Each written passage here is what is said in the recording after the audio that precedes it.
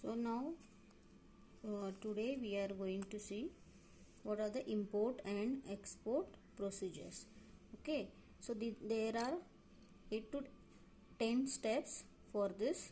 Before we are going to see what do you mean, what are the import procedures. So ivaga illi I am going to show you with the help of the diagram. Okay, so students, see, first we are going to see import procedures here. So this is the warehouse. This is the warehouse, okay, of the person who wants to import. Okay, now here this is the port. What? This is the port. Port means any center through which you can go for the mode of transportation. For example, this is a port of a water. Okay, ಅಂದರೆ ಇವಾಗ by you are doing the import through water transportations. So ಯಾವ ಸ್ಟೇಟ್ನಲ್ಲಿ ನಿಮ್ಮದು import ಮಾಡ್ತಾ ಇದ್ದೀರಾ, for example ಕೇರಳನಲ್ಲಿ ಇದ್ದರೆ ಕೊಚ್ಚಿ ಆಗಿಬಿಡುತ್ತೆ, ಬಾಂಬೆನಲ್ಲೇ ಇದ್ದರೆ ಮಹಾರಾಷ್ಟ್ರನಲ್ಲಿ ಬಾಂಬೆ ಆಗಿಬಿಡುತ್ತೆ. So this is the port where you start your import. Now this is our water, as I told you, this is the water transport. So now this is our ship. Okay, now here the next state port, the next state port where you are going to do the import and export business, and this is the and last one is warehouse. Now let's see.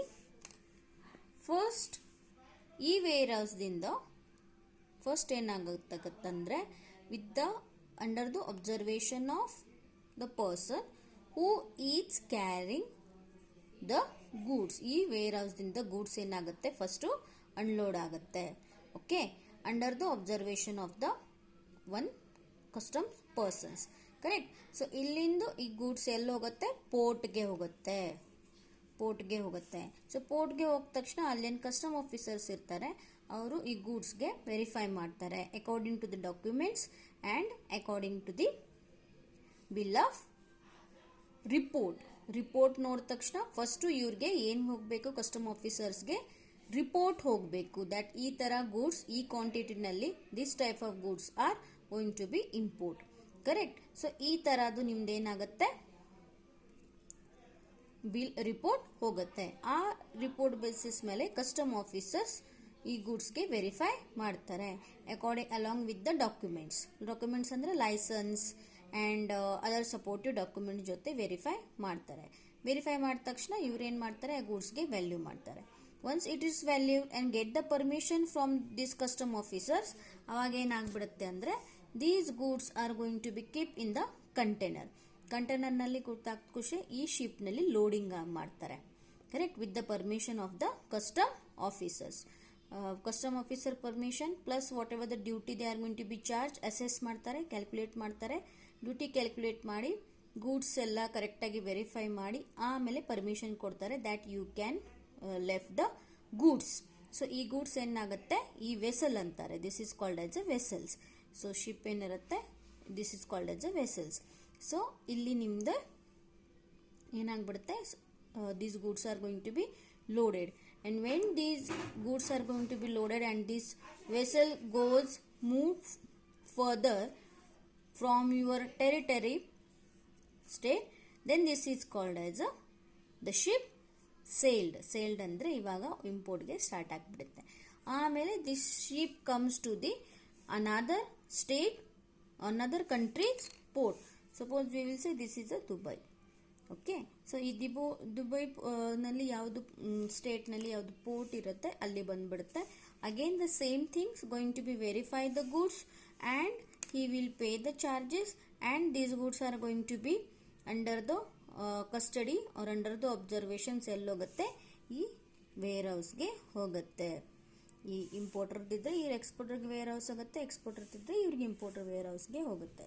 So this is in short procedure. So ಈ ಥರ ನಿಮ್ದು import ಆದರೆ export procedure reverse ಆಗುತ್ತೆ. Correct. So ಇದು ಇಲ್ಲೇನು first steps ಬರುತ್ತೆ, this will be here last steps. So in short this is the diagrammatic presentation of import and export procedures. So we are going to see now with the help of the steps what are the import and export procedure. We are going to see according to the step by step perfectly what are the steps in a import procedure. So first is arrival of vessels and goods. So this is the first step. So just I told you ನಿಮಗೆ ಹೇಳಿದ ಪ್ರಕಾರ ಯಾವ್ದು ವಿಸಲ್ನಲ್ಲಿ ನೀವು goods import or export ಮಾಡಬೇಕು ಅನ್ನಿಸ್ತಾ ಇದ್ದರೆ ಇದರಲ್ಲಿ ನೀವು ಏನು ಮಾಡಬೇಕು, ವಿಸಲ್ಸ್ ರೆಡಿ ಮಾಡಬೇಕು.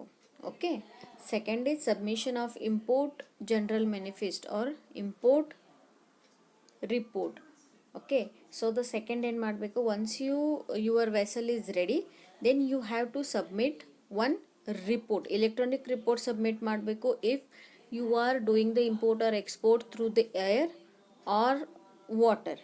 Okay, so this is called as what? Import journal manifest. If you are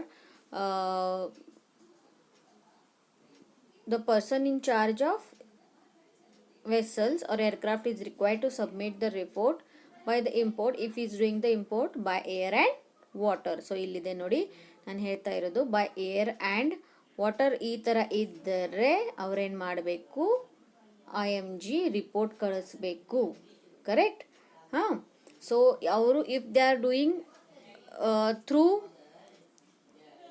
land then they have to do submit the report personally.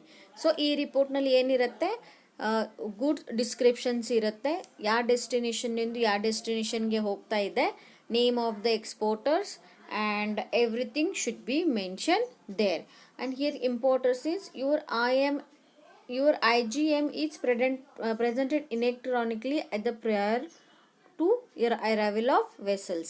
ಅಂದರೆ ಪೋರ್ಟ್ನಲ್ಲಿ ನಿಮ್ಮದು ವೆಸಲ್ಸ್ ರೀಚ್ ಆಗೋಕ್ಕಿಂತ ಮುಂಚೆ ನೀವೇನು ಎಲೆಕ್ಟ್ರಾನಿಕ್ ರಿಪೋರ್ಟ್ ಸಬ್ಮಿಟ್ ಮಾಡ್ತೀರಾ ಅದು ಫಸ್ಟು ನಿಮ್ಮದು electronic report ಬರಬೇಕು.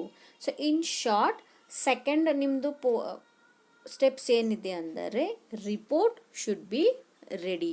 So IGM report ಯಾವಾಗ ಕಳಿಸ್ತೀರಾ, if you are doing the import or export by air or by water.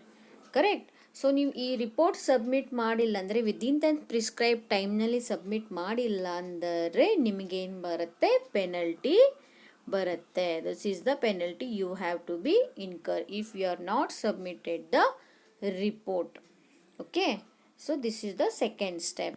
Third step ಏನಿದೆ ಅಂದರೆ getting of entry inward by proper officers.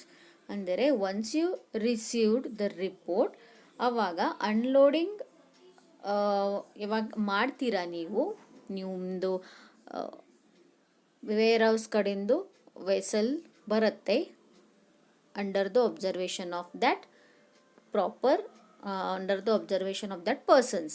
Correct. ಅವಾಗ unload ಮಾಡ್ತೀರಾ, ಅವಾಗ ಅನ್ಲೋಡ್ ಮಾಡೋಕ್ಕಿಂತ ಮುಂಚೆ you should get the permission from the proper ಯಾರು custom officers ಯಾರು ಇರ್ತಾರೆ ಅವ್ರ ಕಡೆಯಿಂದ ಅನ್ಲೋಡ್ ಮಾಡಿದ್ದು ಪರ್ಮಿಷನ್ ತಗೋಬೇಕು. ಅವಾಗ ಅವ್ರದ್ದು ಒಂದು ಕಂಟೈನರ್ ಇರುತ್ತೆ, ಆ ಕಂಟೈನರ್ನಲ್ಲಿ ನೀವೇನು ಮಾಡಬೇಕು, ಅನ್ಲೋಡ್ ಮಾಡಬೇಕು.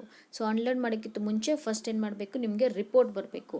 ಸೊ ಆ ರಿಪೋರ್ಟ್ ಅವರು ಕರೆಕ್ಟಾಗಿ ಏನು ಮಾಡ್ತಾರೆ, ವೆರಿಫೈ ಮಾಡ್ತಾರೆ. once they verified you will receive the permission. So before unloading you should, what the third steps is, you should get the proper permission from that proper officer. This is the third step. Next steps, what is the next step? Then unloading of imported goods. As I said you, once you receive the proper permission from the specific persons, from the proper officers, ಅವ್ರು in charge ಯಾರು ಇರ್ತಾರೆ, officers custom officer ಯಾರು in charge ಇರ್ತಾರೆ ಅವರು ಕರೆಕ್ಟಾಗಿ ನಿಮ್ಮದು bill of entry or documentation verify ಮಾಡ್ಕೊಂಡ್ಬಿಟ್ಟು goods verify ಮಾಡಿಬಿಟ್ಟು ಅನ್ಲೋಡಿಂಗ್ಗೆ ನಿಮಗೆ ಪರ್ಮಿಷನ್ ಕೊಟ್ಟಾದ ತಕ್ಷಣ ನೀವೇನು ಮಾಡಬೇಕು, ಗೂಡ್ಸ್ ಅನ್ಲೋಡ್ ಮಾಡಬೇಕು. ಆ ಕಂಟೈನರ್ನಲ್ಲಿ, ಪೋರ್ಟ್ನಲ್ಲಿ ಗೂಡ್ಸ್ ಅನ್ಲೋಡ್ ಮಾಡಬೇಕು. This is the next steps. So goods unload ಮಾಡಿದ ತಕ್ಷಣ ಅದೇನು ಸಿಗುತ್ತೆ, ಗೂಡ್ಸ್ ಕಸ್ಟಡಿನಲ್ಲಿ ಸಿಗುತ್ತೆ. So the next steps is custody and removal of imported goods. So here, after unloading of imported goods in the custom area shall remain the custody of a such person may be approved by the principal commissioner or commissioner of customs until they clear for the customs or warehouses. ಅಂದರೆ ನೀವು ಇವಾಗ ಆ ಕಂಟೈನರ್ನಲ್ಲಿ goods unload ಮಾಡಿಟ್ಟಿದ್ದೀರಾ, okay, ಪೋರ್ಟ್ನಲ್ಲಿ. ಅವಾಗ who is a incharge of that goods ನಾವು? Not a importer, not a person. ನಾವು the goods is under the observation of that custom officers. Correct? So they are the in charge of that goods unless that goods is said, unless the goods is sent for the warehouse or unless the goods is sent for the consumption, home consumption la ಹೋಗಿಸ್ತಕ or warehouse ತಕ send ಮಾಡಿಸ್ತಕ ಆ goods incharge ಆಗಿರ್ತಾರೆ under the custom officer. ಅವ್ರ ಕಸ್ಟಡಿನಲ್ಲಿ goods ಇರುತ್ತೆ. This is the next step. Next is filling of import bill of entry. ಅವಾಗ ಏನು ಮಾಡಬೇಕು, ಇವಾಗ unloading ಮಾಡಿದ ತಕ್ಷಣ ಗೂಡ್ಸ್ ಆಫೀಸರ್ ಕಸ್ಟಡಿಲಿ ಹೋದ ತಕ್ಷಣ importer has to submit the bill of entry electronically or manual submission. ಯಾವಾಗ ಮಾಡಬೇಕು, ನೀವು ಟ್ರಾನ್ಸ್ಪೋರ್ಟೇಷನ್ ಥ್ರೂ ಲ್ಯಾಂಡ್ ಮಾಡ್ತಾ ಇದ್ದರೆ ಮ್ಯಾನ್ಯುಯಲ್ ಸಬ್ಮಿಷನ್ ಮಾಡಬೇಕು. ಮ್ಯಾನ್ಯುಯಲ್ ಸಬ್ಮಿಷನ್ ಮಾಡಬೇಕಂದ್ರೆ ನಿಮಗೆ ಪರ್ಮಿಷನ್ ಸಿಗಬೇಕು. ಕಸ್ಟಮ್ ಆಫೀಸ್ ಕಮಿಷನರ್ ಯಾರಿರ್ತಾರೆ ಅವ್ರ ಕಡೆಯಿಂದ ಪರ್ಮಿಷನ್ ಸಿಗಬೇಕು. ಸೊ ಬಿಲ್ ಆಫ್ ಎಂಟ್ರಿನಲ್ಲಿ ಏನಿರುತ್ತೆ, ಪ್ರಿಸ್ಕ್ರೈಬ್ಸ್ ಇರುತ್ತೆ, details of goods clear from the customs. Okay, whether this is for home consumption or for warehouse. So bill of ಎಂಟ್ರಿನಲ್ಲಿ ಕ್ಲಿಯರ್ಲಿ ಮೆನ್ಷನ್ ಆಗಿಬಿಡುತ್ತೆ what which goods are clear from the custom officers. Correct? ಆಮೇಲೆ which goods are not clear and which goods are sent for the consumption and which goods are sent for the warehouse. warehouse ಅಂದರೆ custom officer ಅಂದು ಕೂಡ warehouse ಇರುತ್ತೆ. ಅಲ್ಲಿ ಕೂಡ goods goods ನೀವು send ಮಾಡ್ಬೋದು for a particular period of time or within the 2 days ನೀವು ಆ ಗೂಡ್ಸ್ immediately import ಮಾಡ್ಬೋದು. That is for the consumptions. Correct? So the importer must present the bill of entry before the end of the next day following the day on which aircraft or the vessel alive at the custom station. ಅಂದರೆ ಏನು, ಇವಾಗ suppose for example ನಿಮ್ಮದು next ಇವತ್ತು ನೀವು goods import ಮಾಡಿದ್ದೀರಾ, correct? Next day ನಿಮಗೆ ನಾಳೆ ನಿಮ್ಮದು ವೆಸಲ್ಸ್ ಬರ್ತಾ ಇದೆ ಇಂಪೋರ್ಟ್ ಮಾಡೋಕ್ಕೆ. ಸೊ ವೆಸಲ್ ಬರೋಕ್ಕಿಂತ ಮುಂಚೆ ನೀವೇನು ಮಾಡಬೇಕು, ಬಿಲ್ ಆಫ್ ಎಂಟ್ರಿ ಸಬ್ಮಿಟ್ ಮಾಡಬೇಕು before the arrival of that vessel. 24 hours before the 24 hours of vessel arrival. Correct? ನಿಮ್ದು ಯಾವ್ದು, ನೀವು ಏರ್ಕ್ರಾಫ್ಟ್ ಇದ್ದರೆ ಏರೋಪ್ಲೇನ್ ಇದ್ದರೆ ಏರ್ಕ್ರಾಫ್ಟ್ ಇದ್ದರೆ ಏರೋಪ್ಲೇನ್ ಆರ್ ನಿಮ್ಮದು ಬೈ ವಾಟರ್ ಇದ್ದರೆ boat, ship, whatever may be, ಯಾವುದು ಥರ ನೀವು through which modes you are using for that. Okay, so that means you should submit the bill of entry before 24 hours of your vessel entry in that port. A port ಮೇಲೆ ಬರೋಕ್ಕಿಂತ ಮುಂಚೆ 24 days before, 1 day before of that vessel ನೀವೇನು ಮಾಡಬೇಕು, bill of entry ತಗೋಬೇಕು. Okay, so this is the next step. So what is the next step? Now submission of ancillary documents by the importers. Ancillary ಅಂದರೆ other documents ಏನಿದ್ದರೆ, ಅಂದರೆ ನಿಮ್ಮದು invoice ಇರ್ಬೋದು, contract ಇರ್ಬೋದು, ಆ ಥರ ಪ್ಯಾಕೇಜಿಂಗ್ ಲಿಸ್ಟ್ ಇರ್ಬೋದು, ಇಂಪೋರ್ಟ್ ಲೈಸೆನ್ಸ್ ಇರ್ಬೋದು, ಇದೆಲ್ಲ ಅವ್ರಿ whatever the documents, other documents are demand by the custom officer, you have to submit. That is the next step.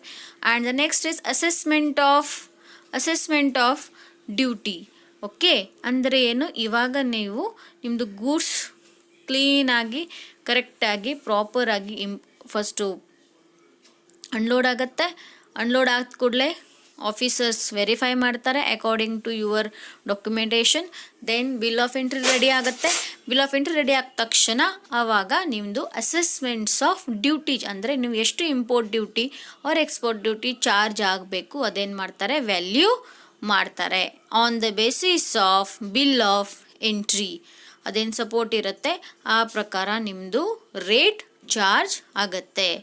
Okay, so here so in this stage amount of custom duty is liability is determined by the importer. ಅಂದರೆ self assess ಮಾಡ್ತಾರೆ or reassessment ಮಾಡ್ತಾರೆ by the proper officer ಕಡೆಯಿಂದ ನಿಮ್ಮದು duty assess ಮಾಡ್ತಾರೆ.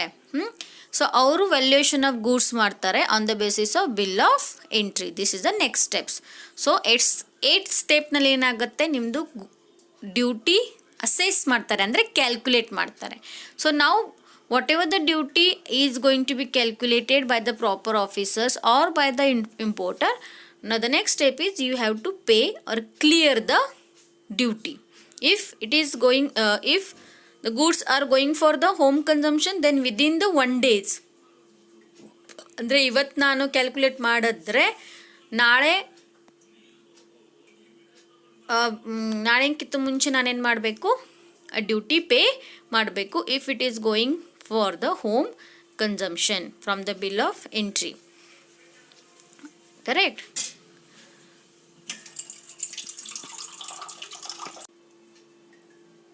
So ಇವಾಗ ನೀವೇನು ಮಾಡಬೇಕು, duty pay ಮಾಡಬೇಕು within 1 day from the date of calculation of bill of entry. ಯಾವಾಗ ನಿಮಗೆ ಬಿಲ್ ಆಫ್ ಎಂಟ್ರಿ ಕ್ಯಾಲ್ಕುಲೇಟ್ ಮಾಡಿ ಅಸೆಸ್ ಮಾಡಿ ನಿಮಗೆ ಬಿಲ್ ಆಫ್ ಎಂಟ್ರಿ ರಿಟರ್ನ್ ಮಾಡ್ತಾರೆ, ಆ ಡೇಟ್ದಿಂದ ನೀವು ವಿದಿನ್ 1 ಡೇನಲ್ಲಿ ಏನು ಮಾಡಬೇಕು, ಡ್ಯೂಟಿ ಪೇ ಮಾಡಬೇಕು. If you are fail to pay the duty, then you have to pay the interest. 15% ನೀವೇನು ಮಾಡಬೇಕು, ಇಂಟ್ರೆಸ್ಟ್ ಪೇ ಮಾಡಬೇಕು. This is the next step. The last step ಏನು, issue of out of custom charge order or transport goods from the customs. ಅಂದರೆ once you pay the duty, then ನಿಮಗೆ ವೇರ್ ಹೌಸ್ಗೆ ಹೋಗಬೇಕು or customs ಕನ್ಸಂಪ್ಷನ್ಗೆ ಹೋಗಬೇಕು, decide ಮಾಡಿಬಿಟ್ಟು immediately ನಿಮ್ದು ಏನಾಗುತ್ತೆ, ವೆಸಲ್ಸ್ ಶಿಪ್ ಆಗಿಬಿಡುತ್ತೆ, ಅಂದರೆ ಎಕ್ಸ್ಪೋರ್ಟ್ಗೆ ಹೋಗಿಬಿಡುತ್ತೆ. Once the order is clear by the custom officers, clearance of duty ಆಗುತ್ತೆ, ಆರ್ಡರ್ ಕೂಡ ಕ್ಲಿಯರ್ ಆಗುತ್ತೆ, whatever the damage dues ಏನಿರುತ್ತೆ ಎಲ್ಲ ನಿಮ್ಮದು ಕ್ಲಿಯರ್ ಆದ ತಕ್ಷಣ ಏನು ಮಾಡ್ಬೋದು, ನೀವು ಇಶ್ಯೂ ಮಾಡ್ತಾರೆ, ಆರ್ಡರ್ ಇಶ್ಯೂ ಮಾಡ್ತಾರೆ that the customs that these dues are under the customs pay ಆಗಿದೆ ಅಂತೆ, ಡ್ಯೂಸ್ ಕ್ಲಿಯರ್ ಆಗಿದೆ. Okay, so these are the steps for the import procedure. So the last ಸ್ಟೆಪ್ಸ್ನಲ್ಲಿ ಒಂದಿತ್ತು ದ್ಯಾಟ್ ಸಪೋಸ್ ನೀವು goods ವೇರ್ ಹೌಸ್ಗೆ ಇಟ್ಟಿದ್ರಂದರೆ within 30 days from that unloading to that warehouse ನೀವೇನು ಮಾಡಬೇಕು, ಗೂಡ್ಸ್ ಪ್ರಾಪರಾಗಿ ಇಂಪೋರ್ಟ್ ಆರ್ ಎಕ್ಸ್ಪೋರ್ಟ್ ಮಾಡಬೇಕು. 30 daysಗಿಂತ ಜಾಸ್ತಿ ನೀವು ವೇರ್ ಹೌಸ್ನಲ್ಲಿ ಇಟ್ಟಿದ್ದರೆ ನಿಮಗೆ ಇಂಟ್ರೆಸ್ಟ್ ಚಾರ್ಜ್ ಆಗುತ್ತೆ.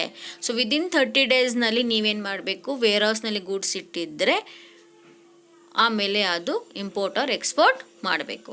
So these are the procedure for the import. ನಾವು what is the export procedure, exactly reverse.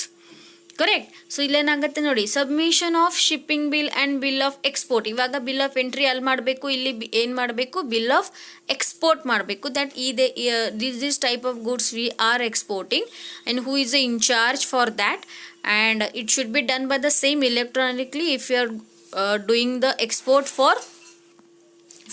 export by air or water. So first you have to submit bill of export. Second, same submit the other documents. So just like a exporter ಗೂ ಕೂಡ packing list, contract list, invoice price, other documents ಕೂಡ ಏನು ಮಾಡಬೇಕು, submit ಮಾಡಬೇಕು. Once you have submit the document, then you have to payment of duty ಅಂದರೆ export charges ಯಾವ ರೀತಿ ಬರುತ್ತೆ, ಯಾವ್ಯಾವ ಚಾರ್ಜಸ್ ಪೇ ಮಾಡಬೇಕು, ಎಕ್ಸ್ಪೋರ್ಟ್ ಸೇಸ್ ಎಷ್ಟು ಪೇ ಮಾಡಬೇಕು, ಎಲ್ಲ ಕಸ್ಟಮ್ ಆಫೀಸರ್ ಏನು ಮಾಡಬೇಕು, ಕ್ಯಾಲ್ಕುಲೇಟ್ ಮಾಡಬೇಕು. So whatever the calculation they have given according to that classification of goods ನೋಡ್ಕೊಂಡ್ಬಿಟ್ಟು ಡ್ಯೂಟಿ ಕ್ಯಾಲ್ಕುಲೇಟ್ ಮಾಡ್ತಾರೆ, and according to that calculation you have to pay the duty. So this is the third step. And the next one is custom check. Custom check is conducted by the custom authority to check whether the export is restricted. Just like ಅಂದರೆ export ನೀವು ಏನು ಮಾಡ್ತಾ ಇದ್ದೀರಾ, goods or prohibited goods ಇದೆ, general goods ಇದೆ, or types of examination of goods ಅವ್ರು ಏನು ಮಾಡ್ತಾರೆ, ಎಕ್ಸಾಮಿನೇಷನ್ ಮಾಡ್ತಾರೆ. Next is clearance of goods for the exportations. Once the goods are check duty assess ಮಾಡಿದ್ದಾರೆ, ಪೇಮೆಂಟ್ ಕೂಡ ಮಾಡಿದ್ದಾರೆ.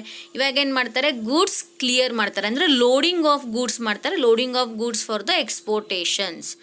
Okay, so if the custom officer is fully satisfied with the documents, if the custom officer is fully satisfied with the report, if the custom officer is fully satisfied with the duty of payment, then he will clear the goods ಅನೇ permission ಕೊಡ್ತಾರೆ ನಿಮಗೆ loading ಮಾಡೋಕ್ಕೆ. This is the next step.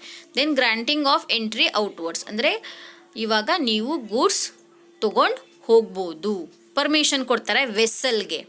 ಇವಾಗ ವೆಸಲ್ನಲ್ಲಿ goods loading ಮಾಡೋಕ್ಕೆ permission ಕೊಡ್ತಾರೆ. Once the goods are loaded in the vessels, ಕಂಟೈನರ್ನಲ್ಲಿ goods ಹಾಕಿಬಿಟ್ಟು ಲೋಡ್ ಮಾಡ್ತಾರೆ ವೆಸಲ್ನಲ್ಲಿ, then they will give the permission that you can go outward.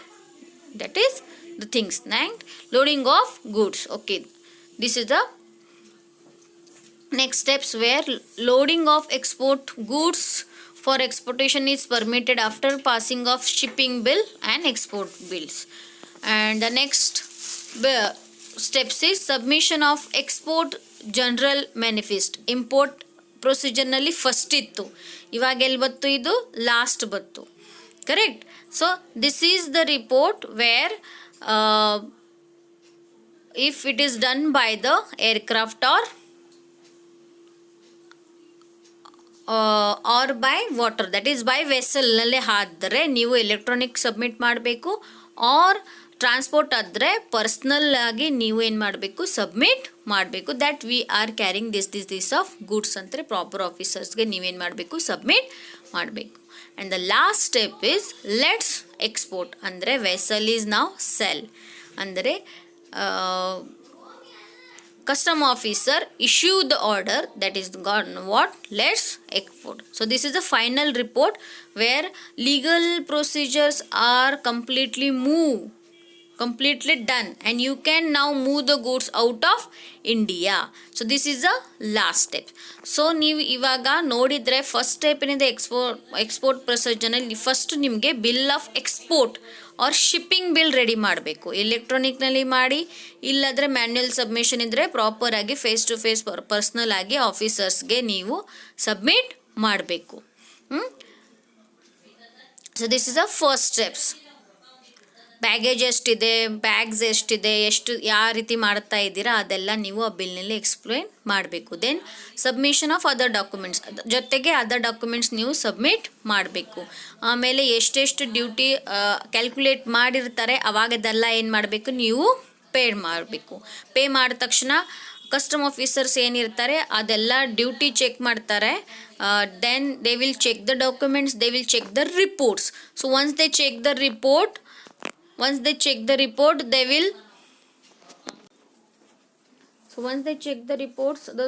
will give the clearance of goods for exportation. ಅಂದರೆ ಇವಾಗ ಈ goods are okay for the exportations. Okay, if they satisfy with the bill of exchange, if they satisfy with the bill of exports and payments, everything if they satisfy, then they will allow that these goods are okay for the clearance. After that, custom officer should give the permission the vehicle for the vessels. Okay, this is the next steps. And the next is loading of goods. ಇವಾಗ ನೀವು goods send ಮಾಡಬೇಕು. once you received the permission from the custom officer, you can load the goods to that vessel.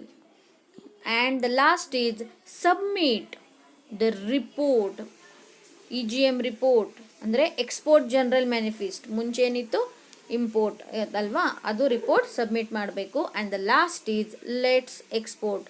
Lastly custom officer issue the order. Finally you can export the goods. Vessels goods ಕಂಟೈನರ್ನಲ್ಲಿ ಇಟ್ಬಿಟ್ಟು ವೆಸಲ್ಸ್ನಲ್ಲಿ loading ಮಾಡಿದ ತಕ್ಷಣ ನಾವು you can export the goods. This is the last steps in the export order. So I hope with the help of that diagram and with these points you will understood what are the imports and export procedures. So if you have any doubts you can ask me. I hope first video ಏನು ಹಾಕಿದ್ದೆ ಅದು ಕೂಡ ಅರ್ಥ ಆಗಿರ್ಬೋದು. ಯಾರಿಗೆ ಅರ್ಥ ಆಗಲಿಲ್ಲ personal ಆಗಿ ಕೇಳ್ಬೋದು. ಆಮೇಲೆ ಟೈಪ್ಸ್ ಆಫ್ ಡ್ಯೂಟಿ ನೋಡಿಬಿಟ್ಟು ನಾವು ಪ್ರಾಕ್ಟಿಕಲ್ ಪ್ರಾಬ್ಲಮ್ ಸ್ಟಾರ್ಟ್ ಮಾಡ್ತಾ ಇದ್ದೀನಿ. ಸೊ ಪ್ಲೀಸ್ ಎಲ್ಲರೂ ಯಾರು ನೋಡಿಲ್ಲ ಅಂದರೆ ಕರೆಕ್ಟಾಗಿ ಪ್ರಾಪರಾಗಿ ವಿಡಿಯೋ ನೋಡಿ. So okay, for this session ಇಲ್ಲೇ ಎಂಡ್ ಮಾಡ್ತಾ ಇದ್ದೀನಿ ಇವಾಗ.